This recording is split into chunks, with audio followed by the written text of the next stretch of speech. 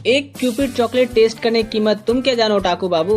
इस वीडियो में मैं सीजन 1 और 2 दोनों कवर करने वाला हूँ। वीडियो स्टोरी काफी इंटरेस्टिंग है तो वीडियो को लाइक कर देना, अपने फ्रेंड के साथ शेयर करना और अगर चैनल पर नए हो तो चैनल को सब्सक्राइब कर लो क्योंकि यहाँ पे आपको रोमांटिक एनिमे एक्सप्लेनेशन मिलते रहते हैं। तो चलिए वीडियो को शुरू करते हैं। कहानी की शुरुआत होती है जियांग से, जो एक 19 साल का एवरेज फर्स्ट ईयर स्टूडेंट है।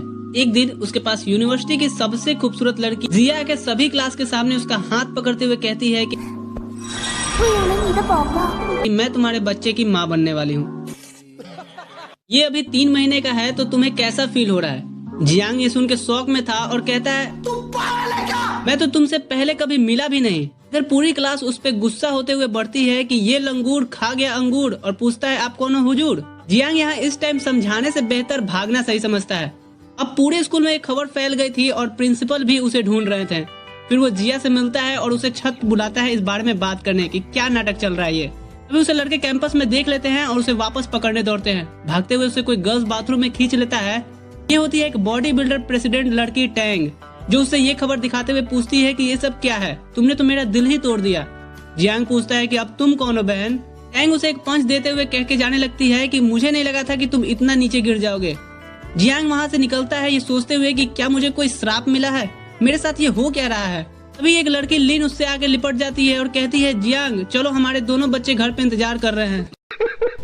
ये सुन अब तो जियांग को चक्कर आने लगा था और इधर सभी लड़कियों में अलग ही बहस चल रही थी।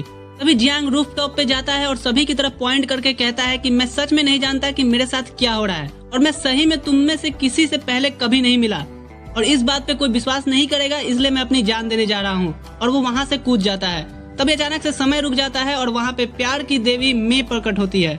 मैं उससे कहती है कि तुमने वो केक क्यों बांटा।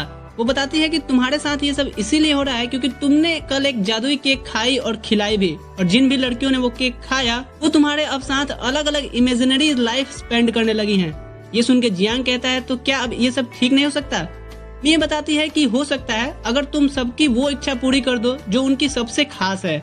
जियांग सोचता है चलो मरने से तो अच्छा है कि यही कर लेते हैं। इसके बाद वो देखता है कि जिया दुख के मारे जान देने जा रही थी कि हाय मेरा पति मुझे शादी से पहले विधवा कर दिया। तभी वहाँ जियांग आता है जिसे देख वो काफी खुश होती है। फिर जियांग उसकी प्रेगनेंसी टेस्ट करने ले जाता है ताकि उसकी इमेजिनेशन को सबसे पहले तोड़ सके।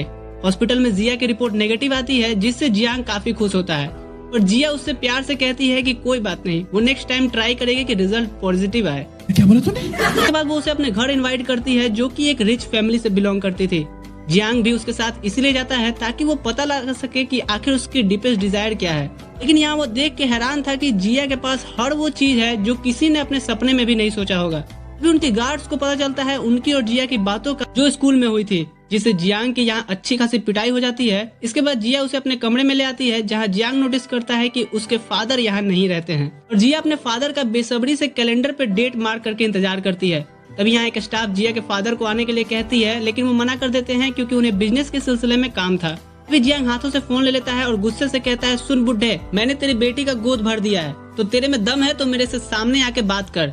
ये सुन के वो स्टाफ बेहोश हो जाती है। तभी थोड़ी देर में जियांग को एहसास होता है कि उसने कुछ ज्यादा ही ताव में बोल दिया था। जिया के फादर तुरंत फोर्सेस लेके आ जाते हैं और जियांग का शकल देखते ही उससे बिना कुछ पूछे उसकी चटनी बना देने बोलते हैं। यहाँ जिया के हॉस्पिटल रिपोर्ट निगेटिव दिखाने पे वो उसे छोड़ देते हैं, ये पूछते हुए कि ये सब क्या नाटक है। जियांग कहता है कि अगर मैं ऐसा नहीं कहता तो क्या आप यहाँ पे आते। आप तो अपनी बेटी के बारे में भूल ही गए। माना कि आपने उससे सभी सुख सुविधाओं से लाद दिया है लेकिन कभी पूछा है कि वो क्या चाहती है। वो सिर्फ आपके साथ रहना चाहती है, एक एक दिन आपका कैसे इंतजार करती है, आपको इसका अंदाजा भी नहीं है। कैसे स्वार्थी बाप हो आप। इतना बोल के वो यहाँ से 9 तो 11 हो जाता है। इधर जिया के पिता को कहीं न कहीं जियांग की बातों का असर हुआ था।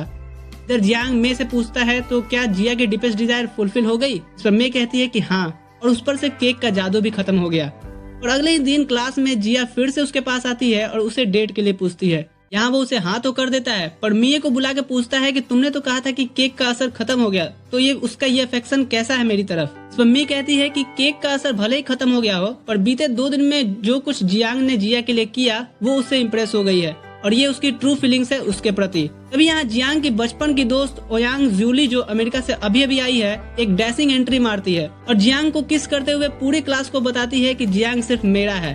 तभी वहाँ जूली की मॉम आ जाती है जो उसे इस तरह से एक फकीर लड़के के लिए भाग के आने के लिए पिटाई कर देती है। इसके बाद वो जियांग को वार्न करके जाती है कि वो अपना इंश्योरेंस करा ले भाई साहब क्या ही पंच लाइन था। इसके बाद अब जियांग क्लासरूम की तरफ बढ़ ही रहा होता है तो टैंग जो उसकी गर्लफ्रेंड होने का इमेजिनरी लाइफ जी रही होती है उसे एक पंच रख के देती है। कहती है कि मैं ब्रेकअप कर रही हूँ और वहाँ से जाने लगती है। जियांग भी उसे गुस्से से कहता है कि हाँ यही सही है, वैसे भी तुम्हारी जैसी एटीट्यूड गर्ल का बॉयफ्रेंड बनना किसको है। तभी यहाँ पे मिया आती है और बताती है कि अगर लड़की ऐसा बोले इसका मतलब है कि वो उसे वार्निंग दे रही है। फिर जियांग उसके पीछे आता है क्योंकि उसे पता था कि केक का असर खत्म करने के लिए उसे उसका डीपेस्ट डिजायर का पता लगाना होगा। यहाँ टैंग उसकी भड़ास अपने चेलों पे निकाल रही थी। तभी जियांग उसे ऐसा करने से रोकता है जिससे वो पूरी तरह से भीग जाती है। जियांग को लगा था कि उसे फिर से पड़ने वाली है पर टैंग यहाँ कुछ न बोलते हुए वहाँ से चली जाती है। अब सीन शिफ्ट होता है नेक्स्ट मॉर्निंग जहाँ जियांग उठता है जिसे डेट के लिए निकलना था, पर तभी यहाँ पे जूली फिर से आ जाती है और वो देखती है कि जियांग कहीं जाने वाला है तो उसे कमरे में लॉक करके चली जाती है। फिर जियांग जैसे तैसे वहाँ से निकल के जिया से एक रेस्टोरेंट में मिलता है जहाँ दोनों को कुछ समझ में नहीं आ रहा था कि क्या बात करे क्योंकि ये दोनों की फर्स्ट डेट थी। खैर फिर हिम्मत करके जियांग उसे पास में ही चल रहे एक प्रोग्राम को दिखाने ले जाता है जहाँ आके वो लोग देखते हैं कि टैंग इस प्रोग्राम में एक लीड हीरोइनी थी। वो जियांग से अपनी स्टोरी बताती है कि क्यों वो इतनी टफ गर्ल बनी। जब वो स्कूल ज्वाइन की थी तो लड़के ज्यादातर बुली किया करते थे लड़कियों को, इसलिए उसने ऐसा डिसाइड किया कि वो एक बॉडी बिल्डर गर्ल का लुक रखेगी, लेकिन अंदर से वो भी चाहती है कि वो भी आम लड़कियों की तरह फैंसी कपड़े पहन के स्कूल आए। यहाँ जियांग को टैंग की डीपेस्ट डिजायर का पता चल गया था, इसीलिए वो डिसाइड करता है कि वो उसकी मदद करेगा। वो कॉन्टेस्ट में उसके साथ लड़की बन के पार्टिसिपेट करता है। जब सब परफॉर्म करने के लिए निकलने वाले थे टैंग की ड्रेस को उसकी कोवर्कर्स ने खराब कर दिया था, जिसे टैंग काफी निराश होकर कॉन्टेस्ट छोड़ के भागने लगती है। और जियांग जिया से बात करके डिसाइड करता है कि तब तक वो ऑडियंस को संभाल के रखेगा, तुम उसे ढूंढ के ले आओ। थोड़ी देर तक जियांग काफी अच्छा परफॉर्मेंस देता है, सॉन्ग भी गाता है, जिसे कुछ ऑडियंस तो काफी पसंद करते हैं, लेकिन सभी बाद में टैंग कहाँ है, टैंग को लाओ की नारेबाजी करने लगते हैं। टैंग ऊपर से ये सब देख सुन रही थी कि जियांग उसके लिए कितना केयर कर रहा है। तो यहाँ पे मी टाटा आती है, अपनी जादू करती है जिससे टैंग ऊपर से जियांग के पास गिरती है और उनके कपड़े भी चेंज हो जाते हैं। ये देख के ऑडियंस को ऐसा लगता है कि ये उनके परफॉर्मेंस का एक पार्ट है जिससे वो काफी एंजॉय करते हैं और अब बाद में वो लोग विन भी कर जाते हैं। खैर इसके बाद चेंजिंग रूम में मी अपने कॉस्ट्यूम वापस ले लेती है और टैंग जियांग को सामने देख के उसे उठा के कमरे से बाहर फेंक देती है। मिया के शुक्र से उसे कपड़े वापस मिल जाते हैं। अब यहाँ जियांग को याद आता है कि वो यहाँ तो जिया के साथ आया था। उसे फिर ढूंढते हुए उसे छोड़ने निकलता है। सीन शिफ्ट होता है जहाँ जियांग किसी लेडी से मिलने आया था। यह जियांग की मिडिल स्कूल की टीचर जाई रेन जो उसी के अपार्टमेंट में रहती हैं। वो जियांग से जूली के बारे में पूछती हैं तो यहाँ हमें पता चलता है कि जूली बचपन से जियांग की क्लासमेट रही है, पर जब वो पढ़ाई में जूली से आगे निकलने लगा तो वो उससे जलने लगी, जिस वजह से जूली को खुश रखने के लिए वो हमेशा से स्कूल में सेकंड आता था। और एक दिन जूली जियांग को चैलेंज करती है कि अगर उसने फाइनल एग्जाम्स में उससे कम मार्क्स लाए तो उसे जूली के साथ अमेरिका चलना होगा। और इस बार जियांग अच्छे से एग्जाम क्लियर कर देता है और जूली इसके बाद अमेरिका चली गई। जियांग इसके बाद उनसे बात करके निकलता है। तभी उसे एक आइडिया आता है कि टैंग को उसकी डीपेस्ट डिजायर के बीच में जो डर आ रही है उसे दूर करने का। वो टैंग को उसके बिल्डर गैंग समेत सभी के सामने चैलेंज करता है इस मिड टर्म एग्जाम में उससे ज्यादा मार्क्स लाने का। अगर वो ये नहीं कर पाती है तो उसे वो करना पड़ेगा जो जियांग कहेगा, और अगर वो हमेशा की तरह उससे ज्यादा मार्क्स ला देती है तो जियांग वो करेगा जो टैंग कहेगी। दरअसल जियांग मिडिल स्कूल से जूली को जिताने की आदत की वजह से आगे की स्टडीज में उतना ध्यान नहीं देता था, जिस वजह से वो अब टॉपर नहीं रहा। लेकिन जियांग वैसे लड़कों में से है जो अगर चाह देंगे तो टॉप आ जाएंगे, लेकिन कभी चाहते ही नहीं है। खैर इस बार जियांग मन लगा के पढ़ाई करता है, रात दिन पकड़ के एक कर देता है। सभी को जहाँ लग रहा था कि हमेशा की तरह प्रेसिडेंट टैंग ही टॉपर रहेगी, और इतिहास बदलता है सेमेस्टर का और जियांग टॉप करता है। इसके बाद वो टैंग के पास जाके उसे 2 सप्ताह के लिए फैंसी ड्रेस देता है जिसे पहन के स्कूल आना होगा। यहाँ जियांग ने आखिरकार टैंग की फियर को खत्म कर दिया था और वो अब अपने डीपेस्ट डिजायर को जीने लगी। बाहर में तो उसके परफॉर्मेंस के फैंस थे ही, साथ में उसके स्कूल में भी फैंस बन गए। यहाँ जियांग जिया के साथ स्कूल की छत पे था, तभी टैंग यहाँ आती है और उससे कहती है कि उसने जो ड्रेस दिया था वो गलत साइज का था। इस पर जियांग उसे माफी मांगता है, ये सोचते हुए कि फिर से उसे 1-2 पंच ना दे दे, और टैंग यहाँ स्माइल करके चली जाती है। अब अगले दिन जियांग राहत की सांस खींच ही रहा होता है। एक लड़की के साथ 2 बच्चे उसे पापा पापा कहते हुए आ रहे थे। मी बताती है कि ये दोनों बच्चे होंग और मिंग क्यूपिड चॉकलेट की क्रिएशन है जो कि लिन ने खाए थे। यहाँ जियांग तो सबसे पहले उन्हें अंकल कह के बुलाने के लिए बोलता है और लिन से कहता है कि वो उन्हें घर ले जाए, वो वहीं आके उससे बात करेगा। इसके बाद वो मी टाटा के सामने ही अपना सर फोड़ने लगता है कि अब वो इससे कैसे डील करेगा। तभी वहाँ लिन वापस आती है और बताती है कि बच्चे घर जाते समय कैंपस में ही कहीं खो गए हैं। जियांग उसके बाद उन्हें ढूंढने निकलता है, जहाँ जिया को होंग मिलती है जो रो रही होती है और अपने अंकल जियांग के पास ले चलने के लिए बोलती है। दूसरी तरफ लड़का मिंग पूरी स्कूल में मस्ती करते हुए घूम रहा था। जियांग आखिरकार उसे देख लेता है, उसे ढूंढते हुए गर्ल्स के चेंजिंग रूम में आ जाता है। जियांग उसे पकड़ता है, पर तभी यहाँ पे टैंग और उसकी टीम आ जाती है जो उसकी पिटाई कर देते हैं, ये कहते हुए कि मारो इस ठड़की को। इधर लिन वेट कर रही होती है कि उसके हस्बैंड आएंगे, उसके हस्बैंड उनकी बच्चों को लेकर जरूर आएंगे। खैर यहाँ बच्चों को लीन के हवाले करके वो उससे समझाने की कोशिश करता है कि ये सब एक जादू है जो खत्म हो जाएगा, रियलिटी नहीं है।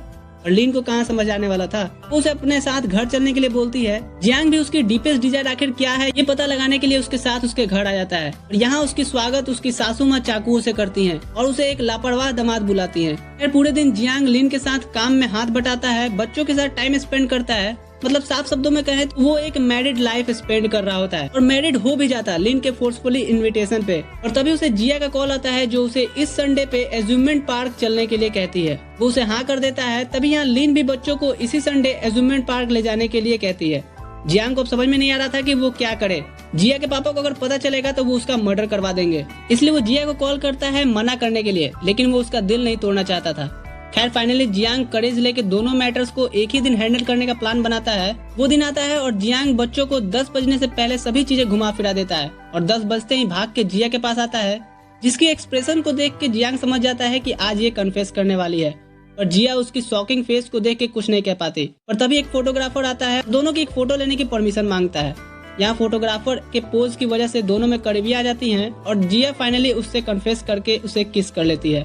जियांग भाग के वॉशरूम में आ जाता है जहाँ उसको विश्वास नहीं हो रहा था कि बिना किसी मैजिक के क्लास की सबसे खूबसूरत और टाउन की सबसे रिचेस्ट लड़की उसके प्यार में पड़ गई है। खैर जब जियांग मिंग और होंग के लिए खिलौने ले रहा होता है तभी उसकी मुलाकात उसके मिडिल स्कूल के क्लासमेट से होती है, जो एक टाइम पे जूली को प्रपोज किया था और जूली ने उसे रिजेक्ट कर दिया था। यहाँ डोंग उसे ये भी बताता है कि जूली का एक्स भी अमेरिका से उसके पीछे पीछे वापस आ गया है, इसलिए उसे जूली का ख्याल रखना चाहिए। अब इस पूरे टाइम पे जूली कहाँ है ये आप सोच रहे होंगे। जियांग ये सब जूली से बचते हुए कर रहा होता है क्योंकि अगर जूली को पता चल गया तो वो जियांग का मर्डर भी कर सकती है, इतनी क्रेजी गर्ल है वो। अब जूली की बात तो हो ही रही है तो उसकी क्या कहानी है ये बता देता हूँ। दरअसल हाई स्कूल में जूली ने एक चार्मिंग लड़के को वैलेंटाइन पे प्रपोज किया था और अगले महीने स्कूल फेयरवेल पार्टी में उस लड़के ने जूली को छोड़ के किसी और के साथ एंगेजमेंट का ऐलान कर दी थी। जूली के ये सब पूछने पे वो उसे बहुत ही ज्यादा इंसल्ट भी किया, इतना इंसल्ट किया कि जूली उसके बाद सभी लड़कों से नफरत करने लगी। और चूंकि जियांग उसका दोस्त था तो वो उससे मिलने गया और जूली उसे अपना बॉयफ्रेंड बना लेती है और कहती है कि वो उसे कभी छोड़ के नहीं जाएगा। उसी के बाद से वो उससे काफी ऑब्सेस्ड हो जाती है। अब हम अपनी स्टोरी लाइन में वापस आते हैं जहाँ जियांग का फोन रिंग करता है, जहाँ उसे जिया बुला रही होती है। उसे समझ नहीं आ रहा होता है कि वो पहले कहाँ जाए। तभी उसे वहाँ टैंक दिखती है और वो उसे एक फेवर मांगता है कि वो थोड़ी देर जिया के पास रुके, मुझे कुछ काम है। लिन के पास आके वो बच्चों को प्रेजेंट देता है पर उन्हें आइसक्रीम भी चाहिए था। और तभी जिया के साथ टैंक भी उसे देख लेती है लिन और उसके बच्चों के साथ। फिर क्या था, उसे लटका के टैंक अपने स्टाइल में उससे ये सब क्या चल रहा होता है ये पूछती है। जियांग को पता था कि मे भी ऐसी सिचुएशन आ जाए, इसलिए उसने एक कहानी बना रखी थी कि वो एक बेचारी अपने क्लासमेट की मदद कर रहा है क्योंकि उसके पिता और हस्बैंड नहीं है। यहाँ टैंक उसे वार्न करके छोड़ देती है और इसके बाद वो लिन के साथ निकल जाता है। यहाँ लिन उसे ये भी बताती है कि उसके पिता उन्हें तब छोड़ के चले गए जब वो 5 साल की थी और वो जियांग से इसलिए कह रही थी क्योंकि वो नहीं चाहती थी कि उनकी तरह उनके बच्चों का भी उनके पिता से प्यार न मिले। यहाँ जियांग को आखिर लिन का डीपेस्ट डिजायर का पता चल चुका था और उसे अच्छा लगने के लिए वो बाकी दिन उसके बच्चों के साथ गुजारता है। घर पहुँचने के बाद वो उससे लिन के पिता के बारे में पूछता है और जानना चाहता है, लेकिन वो उनके बारे में कोई बात करना नहीं चाहती थी और जियांग का हिम्मत नहीं था कि वो राउडी सास से इस बारे में बात करे, इसलिए वो खुद से ही पता लगाने की कोशिश करता है। वो अगले दिन लिन के एलिमेंट्री स्कूल में पहुंच जाता है जहां लिन की एक टीचर से उसे पता चलता है कि लिन के पापा डाइवोर्स के बाद से वापस नहीं आए, जबकि लिन उनका स्कूल के गेट पे डेली वेट किया करती थी। वहां से कुछ इन्फॉर्मेशन लेने के बाद वो अपने एक ऑफिसर दोस्त के पास आता है और उसकी मदद से लिन के पिता का पता लगाने लगता है। घर आके वो देखता है कि जूली उसके घर आई थी और उसके पेरेंट्स के सामने खींचते हुए उसे कमरे में ले जाती है। यहाँ जूली से परेशान होकर वो अपने आप को उसके सो जाने तक बाथरूम में बंद रखता है, बेचारा। फिर मिडनाइट को उसके दोस्त का कॉल आता है। वो जियांग को कुछ नंबर्स देता है जो लिन के डैड का हो सकता है। वो एक एक करके नंबर्स को ट्राई करता है जिसमें से लास्ट वाला लिन के डैड का होता है। वो उन्हें फोन पे कहता है कि वो उनका दामाद बोल रहा है और वो कैसे बाप हैं। इसके बाद वो जिया के पिता की बोली गई स्पीच फिर से यहाँ चिपका देता है और जियांग यहाँ पे सुन के शॉक हो जाता है कि वो उससे कहते हैं कि वो लिन के बायोलॉजिकल फादर नहीं है, यानी लिन उनकी स्टेप डाउटर है। अब तो जियांग के पास लिन की मदर से पूछने के अलावा और कोई ऑप्शन नहीं था। वो हिम्मत करके उनसे पूछने जाता है पर वो उससे कुछ नहीं बताती। खैर ये सभी बातें उनकी पड़ोस की एक ओल्ड लेडी सुन रही होती हैं और वो इस बारे में जियांग से बताती हैं कि लिन के पिता एक आर्मी ऑफिसर थे, लेकिन जब लिन की राउडी मॉम प्रेग्नेंट थी तो वो चल बसे और एक आदमी जो लिन की मॉम से प्यार करता था वो उनसे शादी कर लेता है, लेकिन उनकी फैमिली लिन की मॉम को एक्सेप्ट नहीं करती, इसलिए उन्हें ना चाहते हुए भी डिवोर्स लेना पड़ता है। इसके बाद जियांग में से बात करते हुए कहता है कि लिन की लाइफ में तो सब मिक्सअप हो रखा है, कुछ समझ में नहीं आ रहा कि वो क्या करे, लेकिन वो फिर इस बारे में खूब सोचता है जहाँ उसे एक पॉइंट मिलता है। फिर वो लिन के स्टेप डैड को वापस कॉल करके कहता है कि इतने सालों बाद भी आपने अपना नंबर क्यों नहीं बदला। इस पर मिस्टर लिन कुछ नहीं कहते तो जियांग कहता है कि मैं बताता हूँ, क्योंकि आप कहीं ना कहीं अब भी अपने फैमिली से प्यार करते हैं, इसलिए अब आप अपने आप को रोकिए मत और अपने फैमिली के पास आ जाइए। और लिन के डैड फोन काट देते हैं। अब एक दिन जब जियांग, लिन और बाकी बच्चों के साथ घर जा रहा होता है, एक हाई स्पीड में आ रही बस लिन से टकराने वाली होती है। फिर हम थोड़ी देर बाद का सीन देखते हैं जहाँ एम्बुलेंस यहाँ से हॉस्पिटल के लिए निकलती है। एंग और जिया को भी पता चलता है जियांग हॉस्पिटल में है, तो दोनों भी भाग के वहाँ पहुँचते हैं। फिर लिन के डैड अपने पास रखी पुरानी फोटोज को देख रहे होते हैं, तभी उन्हें जियांग का कॉल आता है। वो उन्हें एक्सीडेंट के बारे में बताता है, जिससे सुन मिस्टर लिन तेजी से वहाँ से निकलते हैं, इससे पहले कि कहीं देर ना हो जाए। जब वो हॉस्पिटल में पहुँचते हैं तो वहाँ के वार्ड में खाली बेड को देखते हैं, जिससे उन्हें ऐसा लगता है कि उन्होंने काफी देर कर दी, अब वो अपनी बेटी का चेहरा कभी नहीं देख पाएंगे। अभी वो देखते हैं कि उनके पीछे कोई खड़ा है और ये कोई नहीं बल्कि लिन थी, जो अपने पापा को इतने सालों बाद देख के भी पहचान गई थी। यहाँ वो भाग के अपने पापा के बाहों में आ जाती है और दोनों काफी रोते हैं यहाँ पे। खैर उस एक्सीडेंट में दरअसल लिन को जियोंग ने बचा लिया था, लेकिन उसे थोड़ी चोट आ गई थी। थोड़ी चोट इसलिए क्योंकि मी टाटा ने आके उस बस की स्पीड को कम कर दिया था। बेहोशी के हालात में ही वो मिंग और होंग से मिलता है, जो अब उसे बाय कह के जा रहे होते हैं कि आप एक अच्छे पापा हो। इसी के साथ वो वैनिश हो जाते हैं। अब इस घटना के कुछ दिनों बाद जियांग हॉस्पिटल से डिस्चार्ज होता है, जिसे लेने सभी लड़कियां आई थी। क्योंकि भले ही केक का असर खत्म हो गया हो, पर रिसेंट में जो वैल्यू उसने इनकी लाइफ में ऐड किया है ना, वो मैटर करती है। इधर मी टाटा भी अब इस दुनिया से वापस जाने वाली थी, क्योंकि उसका काम भी अब खत्म हो चुका था। तभी वो सुनती है कि कोई लड़की हॉस्पिटल की छत से जियांग को आवाज लगाती है। वो उसे सुनाई नहीं देता और वो जूली की कार में बैठ के घर निकल जाता है। इसके बाद वो वहीं ऊपर से छलांग लगा देती है। इधर सभी उसके चाहने वाले उसके लिए घर पे सूप बना के लाते हैं, और तभी वो अंदर आके देखते हैं कि हमारे रहते जियांग अपनी सेवा अपने दोस्त डोंग से करवा रहा है, तो वो डोंग पे गुस्सा हो जाती है। खैर यहाँ जियांग सभी को झगड़ने ना बोलता है, क्योंकि वो अभी अभी हॉस्पिटल से आया है, और फिर कुछ बगल के बेड के बच्चों के साथ मिलकर सभी के सूप्स खत्म करता है। खैर फिर सब जब चली जाती है, डोंग उससे कहता है कि उसे जूली के प्यार को एक्सेप्ट कर लेना चाहिए। इस पर जियांग मना करता है, क्योंकि उसका मानना था कि जूली हाई स्कूल में किसी और को पसंद करती थी और वो जियांग को एज उसके रिप्लेसमेंट देखती है, इसलिए ये प्यार नहीं हो सकता। इसके बाद जियांग अकेले बैठ के कुछ सोच रहा होता है, तभी यहाँ मी टाटा टपकती है तो सब बताने के लिए, और उसकी आवाज सुन के सभी लड़कियां जो बाहर थी अंदर आ जाती हैं, ये देखने के लिए कि जियांग आखिर किससे बात कर रहा है। पर मी फिर गायब हो जाती है। इसके बाद वो जियांग को बताती है उस लड़की सैंडी के बारे में, जो अभी भी उस क्यूपिड केक के मैजिक का शिकार है, इसीलिए वो अपने मैजिक्स खोने लगी है।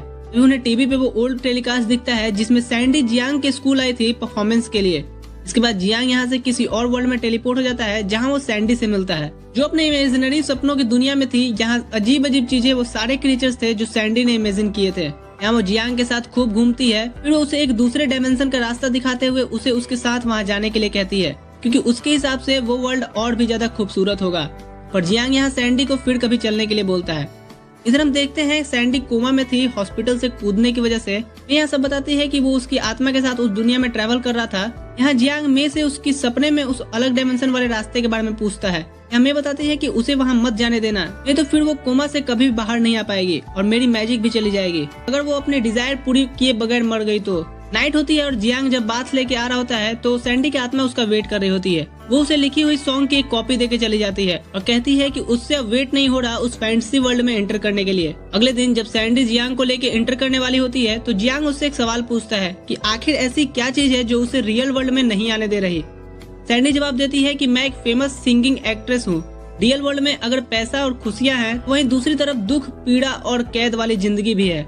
इस पर जियांग कहता है कि जिंदगी ऐसे ही होती है, और जिस फैंटेसी वर्ल्ड की तुम बात कर रही हो वहाँ भी सुख दुख दोनों होंगे। सैंडी ये बात हजम नहीं कर पाती और डायमेंशन की तरफ बढ़ जाती है। यहाँ जियांग भी उसके पीछे आता है। यहाँ के वो लोग देखते हैं कि ये दुनिया वैसी बिल्कुल नहीं है जैसी सैंडी ने सोची थी, बल्कि ये तो और भी ज्यादा अंधेरी और उदास थी।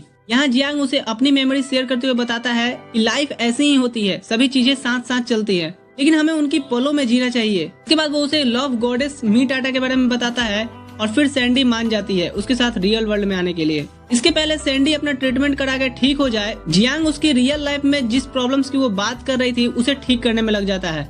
वो लिन की मदद से सैंडी की एजेंसी के अगेंस्ट न्यूज़पेपर में आर्टिकल छपवाता है, जिसे जिया अपने फादर की मैनेजर की मदद से उसका एडवर्टाइजमेंट कराती है। टैंक की मदद से ऑडियंस को इनकरेज करवाता है ताकि वो एजेंसी के खिलाफ प्रोटेस्ट कर सके। अब ये न्यूज तेजी से फैलने लगी कि सैंडी को उसकी एजेंसी फ्रीडम नहीं देती है, जिस वजह से उसने सुसाइड अप्रोच अपनाया। इधर सैंडी कोमा से होश में आती उससे पहले जियांग उसकी लवर जिया को निकाल लाता है, जो बताता है कि कैसे सैंडी काफी ज्यादा इंट्रोवर्ट थी जब वो छोटी थी तो वो उसकी हर चीज में मदद किया करता था और उसी ने उसकी सिंगिंग की टैलेंट को पहचाना और उसे इनकरेज किया पूरे करियर में।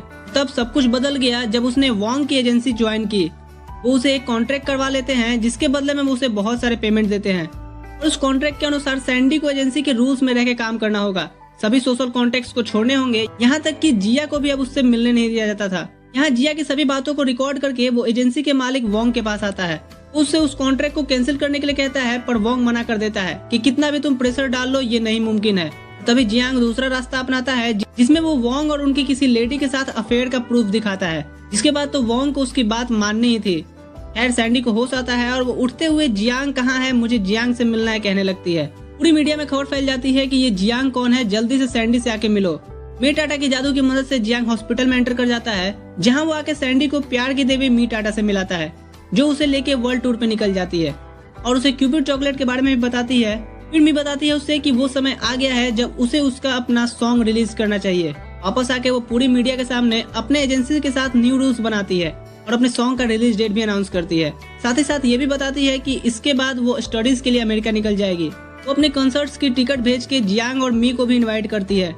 परफॉर्मेंस काफी बढ़िया जाता है, जिसके बाद सैंडी जियांग के कान में आके उसकी डीपेस्ट डिजायर को पूरा करवाने के लिए थैंक्स कहती है, जो ये सब वहाँ की मीडिया भी कैप्चर कर लेती है। और अब अगले दिन ब्रेकिंग न्यूज सामने आता है कि सैंडी और जियांग का अफेयर है। जिसके बाद क्या था, मीडिया अलग ही जियांग के पीछे पड़ गई थी, सैंडी के फैंस अलग, और जूली को हम कैसे भूल सकते हैं, वो तलवार में धार लगा के जियांग को खोज रही थी, जिससे जियांग अब झाड़ियों में जिंदगी बिताने लगा। तभी उसे सड़क पे उसकी वही पुरानी टीचर जी रेन मिलती हैं, तो वो उनसे उनके घर रहने की भीख मांगता है और जी रेन शहर से बाहर जा रही होती हैं, इसीलिए वो अपने दोस्त के होटल में उसे ठहरा देती हैं। यहाँ उसकी मुलाकात एक अजीब से आदमी से होती है जो उसे कैंडी का बॉक्स देता है, और यहाँ जब वो फोन करके जिया को बुलाता है वो आदमी गायब हो गया था। उसे ये नहीं पता था कि ये आदमी रूस है, क्यूपिड चॉकलेट फैक्ट्री का डायरेक्टर। रूस यहाँ पे क्यूपिड चॉकलेट के रूल्स को तोड़ने के जुर्म में मे को पनिशमेंट देने आया था और मे उनसे दया की भीख मांगती है और रूस उसे लास्ट वार्निंग दे के चला जाता है। सीन शिफ्ट होता है जहाँ सैंडी को पता चलता है रूमर्स के बारे में जो मीडिया ने फैलाए थे। वो प्रेस कॉन्फ्रेंस करा के ये क्लियर कराती है कि जियांग और उसके बीच में ऐसा कुछ नहीं है। फाइनली अब जियांग शांति से घर जा सकता था। चूंकि उसके लिए जिया उसके पास आई थी, इसलिए वो उसके साथ कुछ शॉपिंग करता है और टाइम स्पेंड करता है, जिससे जिया काफी खुश थी। और घर जाते समय कुछ गुंडे उन्हें घेर लेते हैं, जिसमें से एक लड़की उस एनिमे फेस्ट में मिले हार का बदला लेना चाहती थी। यहाँ जिया पुलिस को फोन करती है, पर तब तक जियांग ही सभी को सबक सिखा देता है। यहाँ पुलिस आती है और बताती है कि इसके बारे में वो जियांग के डैड को, जो कि एक पुलिस चीफ हैं, उन्हें भी बताएंगे कि उनका बेटा कितना बहादुर है। और जियांग ये सुनकर कुछ ज्यादा खुश नहीं लग रहा था। वो फिर वहाँ से जाने लगता है, जिसे रास्ते में जिया उसे पूछती है उसके फादर पुलिस में है, लेकिन उसने उसके बारे में कुछ नहीं बताया। इस पर जियांग कोई जवाब नहीं देता। जिया के इतने जिद करने से वो फिर अपनी स्टोरी बताता है कि उसके डैड और मॉम दोनों पुलिस में थे। वो भी बड़ा होकर पुलिस वाला बनना चाहता था, इसलिए वो मन लगा के पढ़ता था, लेकिन उसके मॉम डैड की ड्यूटी की वजह से वो अक्सर अकेला रहता था। एक दिन उसके बिल्डिंग में चोरी होती है। जियांग को पूरा यकीन था कि ये खबर सुन के उसके पापा तो जरूर दौड़े हुए आ जाएंगे, लेकिन वो वहाँ पे अपने जगह अपने एक कलीग को भेज देते हैं। किस्मत से कि उस अपार्टमेंट में जी रेन रहा करती थी, जो उसके टीचर के साथ साथ उसका ख्याल भी रखती थी। वो इस बारे में एक बार मेरे पेरेंट्स से भी बात करने जाती हैं, जहां वो टीचर के सामने तो कह दिए थे कि वो आगे से ख्याल रखेंगे, लेकिन अपार्टमेंट चेंज करने के बाद फिर वही सिलसिला चलता रहा। उसकी दुख भरी बचपन की कहानी सुन के जिया की आंखों में आंसुओं का बाढ़ आ जाता है कि तुमने सभी लड़कियों की डीपेस्ट डिजायर को पूरा किया, जबकि वो तुम्हारी कोई लगती भी नहीं थी। और तुम्हारा क्या, तुम्हें भी तो कोई चाहिए जो तुम्हारा ख्याल रखे। जिया की ये बात सुन के वो उसे गले से लगा लेता है। मी टाटा भी ये सब सुनते हुए जा रही होती है। वो काफी इमोशनल हो जाती है और यहाँ हमें पता चलता है कि दरअसल मी टाटा भी जियांग के साथ रहते हुए उसके प्यार में पड़ गई थी। तभी यहाँ क्रॉग आता है उसे अपनी दुनिया में वापस ले जाने।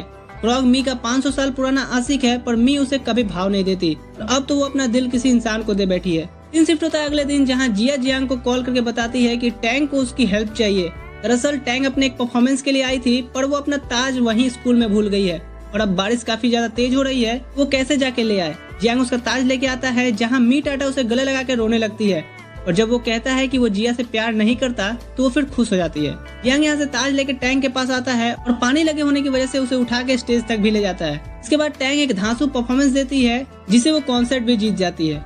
खैर इसके बाद जिया जियांग के साथ टैंग को बाय कह के निकल जाते हैं, जिसे टैंग थोड़ी जलने लगती है। खैर सीन शिफ्ट होता है जहाँ जियांग के पास मी टाटा उसे उल जुलूल बातें कर रही होती है, जिसका जियांग कोई खास रिप्लाई नहीं देता है, क्योंकि वो फील्ड ट्रिप की प्लानिंग कर रहा था।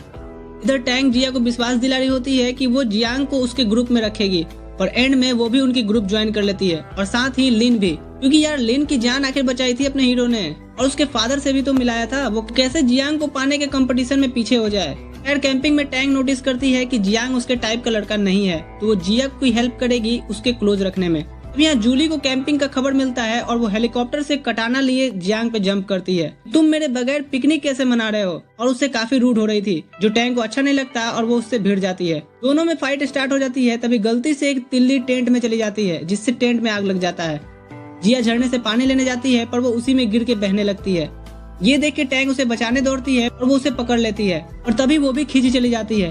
अब यहाँ दोनों को बचाने के लिए अपना हीरो उनकी तरफ बढ़ता है पर जूली उसे रोकने लगती है, तो लिन यहाँ उसे एक तमाचा खींच के रखती है और कहती है कि अगर वो ऐसा करेगी तो जियांग उससे प्यार की जगह नफरत करने लगेगा। जिसके बाद वो उसे झरने का नक्शा निकाल के उसे ढूंढने निकलते हैं, क्योंकि उन दोनों को बचाने के चक्कर में सभी झरने में बह गए थे। जंगलों में चलते हुए जूली लिन से कहती है कि वो जियांग को लेके इनसिक्योर इसलिए है क्योंकि उसके पास्ट में उसे उसका बॉयफ्रेंड छोड़ के चला गया था। यहाँ लिन उसे कहती है कि अगर वो ये सोचेगी और ऐसा ही हरकतें करेगी तो उसका डर सच भी हो जाएगा। इधर जियांग जिया और टैंग दोनों को बचा के किनारे ले आता है, जहाँ दोनों कपड़े सेक रहे होते हैं। तभी उन्हें ढूंढते ढूंढते जूली और लिन भी आ जाते हैं। रात वो लोग यहीं बिताने का प्लान करते हैं, जहाँ जूली जियांग को तो अपने से अलग ही नहीं होने दे रही थी, जिसे देख जिया को बिल्कुल अच्छा नहीं लग रहा था। नेक्स्ट मॉर्निंग में फिर से जूली और टैंग का झगड़ा स्टार्ट हो जाता है, जब वो जियांग को किस करने वाली थी। जब जियांग नोटिस करता है कि लिन कमजोरी के कारण बेहोश हो गई है, अभी यहाँ जूली की मॉम आती हैं और उसे अपने साथ चलने के लिए बोलती हैं। जूली यहाँ अपनी मॉम को लिन को भी साथ ले चलने के लिए कहती है। इसके बाद वो लोग टीचर्स को इन्फॉर्म कर देते हैं और ये लोग भी यहाँ से निकल जाते हैं। फिर अगले दिन जब जियांग घर पे था तो उसका दोस्त डोंग आता है इस बारे में पूछने कि उसने डिसाइड किया जूली के बारे में, और वो उस पर गुस्सा हो जाता है कि वो जूली के साथ ऐसा क्यों कर रहा है।